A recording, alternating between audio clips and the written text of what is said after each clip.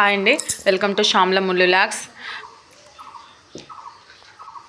మేమైతే ఈరోజు మందిర్కి వచ్చినామండి. ఇక్కడ శివాలయానికి మందిరం మాకైతే దగ్గరనే ఉంటుంది. మాకైతే ఇక రూల్స్ పాస్ అయినాయండి. ఇక్కడ ఏం జరిగినా ఏం బయటకైతే ఇన్ఫర్మేషన్ ఇవ్వద్దని. ఇక మా సార్ అయితే బయటకు డ్యూటీకి వెళ్ళిండండి. 4 days అవుతుంది. ఇక ముగ్గురు పిల్లల్ని తీసుకుని అయితే ఇక్కడ దగ్గర ఉన్న శివాలయానికి అయితే వచ్చిన. ఇక అంత టెన్షన్ ఉందండి. ఇక చూడండి, 3-4 రోజుల నుంచి అయితే అసలు భయంగా ఏంటో అండి. ఈ ఆర్మీ లైఫ్లు అంటే ఏంటో అసలు అర్థం కావట్లేదు. ఎప్పుడు టెన్షన్లలోనే ఇక బ్రతకడం. అయితే ఎంతమందికి దేవుడైతే కడుపుకోతను మిగులుస్తుండండి. తల్లులకైతే ఆ కడుపుకోత ఎట్లుంటుందో అసలు అమ్మో. ఒక్క కొడుకు 2 కొడుకులు అని లేకుండా ఇట్లా ఆర్మీకి పంపిస్తే వాళ్ళనైతే అసలు కడదాకా చూసుకోవడానికి కూడా తల్లిదండ్రులు లేకుండా పిల్లలైతే యుద్ధంలో పోరాడి చనిపోతుర్రు. ఎప్పుడు ఈ పాకిస్తాన్ వాళ్ళతో ఎప్పుడు టెన్షనేనండి. ఎప్పుడు ఎక్కడ నుంచి ఏ ఆపద మొదలవుతుందో తెలియదు. ఇక చేసేదైతే ఏం లేదు. ఇక భగవంతుని అయితే మొక్కడమే.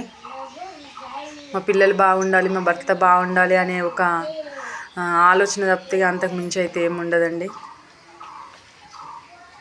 ఈ టెన్షన్ లైఫ్లలో ఒకటేసారి చనిపోతే బాగుండు. ఎప్పటికీ టెన్షన్ పడుకుంటే ఈ జీవితాలు ఏంటో ఏమో అసలు అర్థం కావని జీవితాలండి.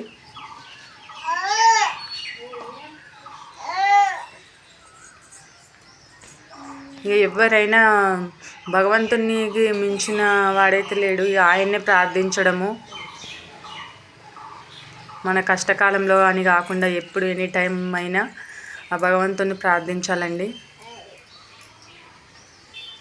ఇండియన్ ఆర్మీకి అయితే పెద్ద సలాం. ఎంతమంది ఫ్యామిలీస్ను దూరంగా ఉంచుకుంటూ వాళ్ళ బార్డర్ల అక్కడ యుద్ధ పోరాటం చేసుకుంటూ యుద్ధ పోరాటంలో అమరులైన వీరులకైతే పాదాభివందనాలండి.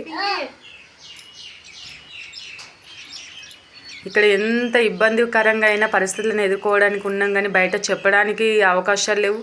వాళ్ళ ఫుడ్లు ఎట్లుంటాయో, వాళ్ళు ఎట్లా తింటారో, ఎలా ఇది చేస్తారో అసలు ఏం బయటకు చెప్పనీకి లేదండి. బయట ఎక్కడ ఏదైనా కానీ ధర్నాలు చేయడము, ఇదని అదని రూల్స్ పాస్ చేయడము, అన్నీ ప్రతి ఒక్కటి ఇన్ఫర్మేషన్లు ఇవే న్యూస్లో, అన్ని TV9 ప్రతి ఒక్క టీవీ న్యూస్లలో వస్తుంది. కానీ ఇక్కడనైతే ఏం జరిగినాయి అయితే చెప్పనీకి లేదండి. ఇదంతే.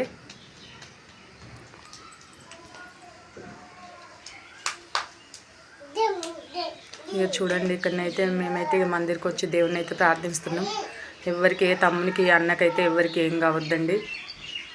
శివయ్య అందరినీ బాగుండేలాగా చూడు. ఎందుకు ఇంత బాధలు కూడా చూపిస్తున్నావయ్యా. కొంతమందికి అయితే చాలా మందికి అసలు ఆ బాధలు ఆ బాధల్ని మేము తీర్చలేని బాధలండి. ఎంతోమంది తమ్ముళ్ళు అన్నలు అయితే మరణిస్తారు యుద్ధంలో. కాళ్ళు చేతులు గొడగొట్టుకుంటూ పాకిస్తాన్ బార్డర్ల కాడైనా ఎక్కడ బార్డర్ల కాడైనా కానీ డ్యూటీ చేసే వాళ్ళు అయితే క్షణం ఒక గండం లాగానైతే బ్రతకడం జరుగుతుంది. ఊకే చస్తూ బ్రతికే కానీ ఒకటేసారి చనిపోతే బాగుండు. అందరూ ఒక దగ్గర ఉండి చనిపోయినా బాగుండదు. తల్లులు ఒక దగ్గర, పిల్లలు ఒక దగ్గర, భర్తలు ఒక దగ్గర అన్నట్టు అయిపోతున్నాయి ఆర్మీ జీవితాలు అయితే. చూడు విష్ణు, ఇక శివునికి అయితే అభిషేకం చేస్తున్నామండి. మనసులను అయితే ఎప్పుడు కోరుకునేది అంతే. పిల్లలను తల్లులను వేరు చేయకుండా అందరిని కుటుంబాలను ఒకే దగ్గరికి అయితే కలిపేలాగా చూడయ్యా తండ్రి అని అయితే కోరుకోవడం తప్ప ఇక మనమైతే చేయనీకి ఏం లేదు. కానీ చాలామంది అయితే పౌరులు, భారతదేశంలో ఉన్న పౌరులంతా ఇండియన్ ఆర్మీకి అయితే సపోర్ట్ చేయాలి, అండగా ఉండాలండి. మేమున్నామని ఒక ధైర్యాన్ని, భరోసానైతే ఇవ్వండి. జై హింద్, జై జవాన్, జై భారత్.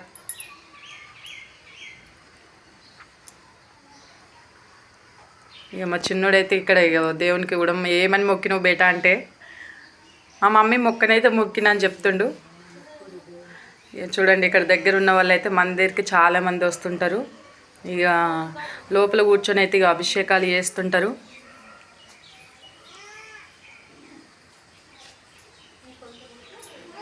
మేమైతే పూజ చేసుకొని ఇక వెళ్ళడానికి అయిపోయిందండి పూజ అయితే.